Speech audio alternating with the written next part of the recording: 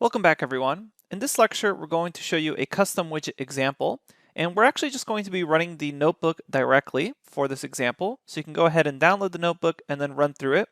For this notebook, you will need to install a few extra libraries, and those are NumPy, Matplotlib, and SciPy, and we'll show you those in just a second in the notebook.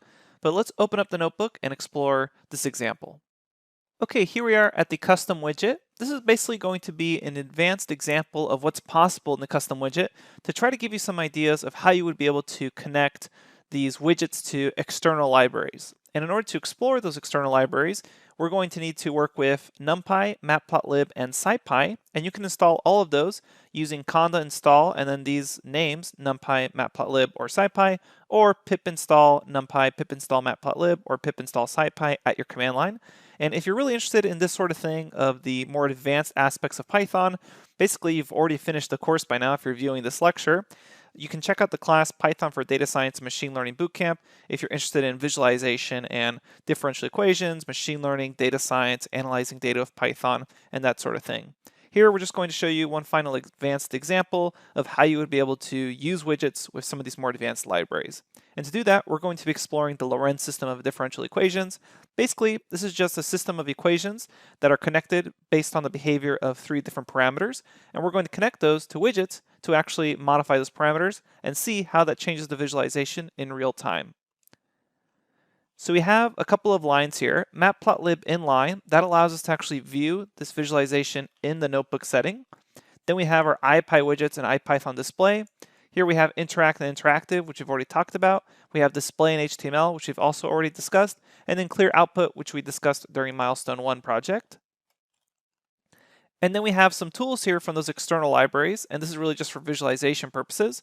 We have NumPy as NP, we've downloaded and installed SciPy, and then we have Matplotlib, and Matplotlib is basically a plotting library for Python, which will allow us to plot some of this out. So then we're going to run this. And here is what we're going to do, and you can basically take this idea and apply it to any sort of function that's returning anything. What we have here is a function called solve Lorentz that takes in various parameters that relate to the Lorentz equations, and then it creates a figure. It's going to set the limits of that figure. It has another function here that is actually going to compute the time derivative of the Lorentz system using some math. Then we choose some random starting points. We actually solve the equation that we saw up above, or that set of equations. We choose some different colors, and then we end up just plotting everything per line. I definitely wouldn't expect you to understand any of this because this is all NumPy and Matplotlib. This is more just to show you what is possible with Python. And if you're really interested in this, you can check out the other course that's linked in the notebook. So let's run that cell, and it's going to return t and x of t. And then we're going to call the function solve. So once it's solved, it looks like this. Notice here it's taking in parameters, angle and n, but if we wanted to see how those different parameters actually affected some sort of function, all we would need to do is call interactive, pass in that function itself, and then pass in our options. Here, remember we're using tuples as sliders, so those are the widget abbreviations. Then we're going to display W, and when we run this, we get to see all these sliders here, and we actually see how they affect the equation itself. So for instance, we can change the angle, and that will make it look like it's rotating because we're changing the angle that we're plotting at. Or we can change the number of lines using n just 2 or n all the way up to 43, and we can explore that again with the angle or with the max time, see how that affects things. Change beta, change sigma, you can change rho. There's lots of different parameters here. The main idea being is you just have a function that's returning something, and then you pass in whatever parameters that you want to play around with. And this is a really advanced example of that, but we've already worked with tons of functions that return something and that take in parameters from the user. And if you ever wanted a slider parameter or those text checkboxes, text entering, etc., all those other widgets that we discussed, you would just pass them in here, and then they would be connected to whatever function you passed in. And this is kind of an advanced example of that.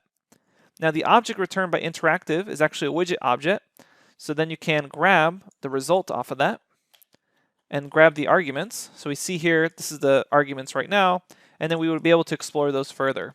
So you'd be able to plot out histograms of wherever you actually were in that particular time period.